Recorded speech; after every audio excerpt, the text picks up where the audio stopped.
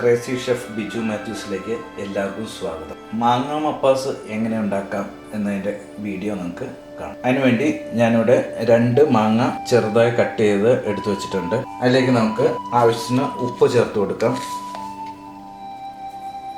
1/4 teaspoon മഞ്ഞൾപ്പൊടി, 1 teaspoon മുളക് പൊടി, 1/4 ടീസ്പൂൺ ഗരം മസാല, ഇതെല്ലാം ചേർത്ത് നന്നായി കൈകൊണ്ട് തിരുമ്മി ഒരു 10 മിനിറ്റ് വെക്കുക.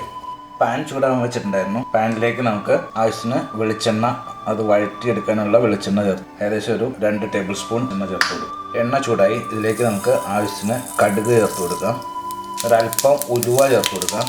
കടുക് ഉലുവയെല്ലാം പൊട്ടി ഈ സമയത്ത് നമുക്ക് കുറച്ച് ചെറിയ ഉള്ളി, ഇഞ്ചി ചെറുതായി കട്ട് ചെയ്ത്, കുറച്ച് ഒരു വറ്റൽമുളക്, 3 പച്ചമുളക്, ആവശ്യത്തിന് കറിവേപ്പില, ഒരു സവോള ചെറുതായി കട്ട് ചെയ്ത്, ഇതെല്ലാം നമുക്ക് ആവശ്യത്തിന് ഉപ്പ്, ഇത് നന്നായിട്ട് വഴറ്റിയെടുക്കാം. ഇതെല്ലാം നന്നായിട്ട് വഴണ്ട് വന്നിട്ടുണ്ട്. സവാള, ഉള്ളിയും പച്ചമുളകും എല്ലാം നന്നായിട്ട് വഴണ്ട് വന്നിട്ടുണ്ട്. ഈ സമയത്ത് നമ്മൾ മസാലയെല്ലാം പറ്റി വെച്ച മുളകും മഞ്ഞൾപ്പൊടിയും എല്ലാം പറ്റി വെച്ച മാങ്ങ നമുക്ക് ഇതിനകത്തേക്ക് ചേർത്ത് ചെറുതായിട്ടൊന്ന് വഴറ്റിയെടുക്കണം. നമുക്കിതൊന്ന് ഈ മാങ്ങയെല്ലാം ഒന്ന് വഴറ്റിയെടുക്കാം ചെറുതായിട്ട്. ഇതിലേക്ക് ഒരു അരമുറി തേങ്ങയുടെ 2ാം പാല് ചേർത്ത് കൊടുക്കാം. ഈ പാലിൽ കിടന്ന് മാങ്ങ ഒന്ന് വെന്ത് വരുമ്പോൾ നമുക്ക് 2ാം പാലും ചേർത്ത് വാങ്ങി വയ്ക്കാം.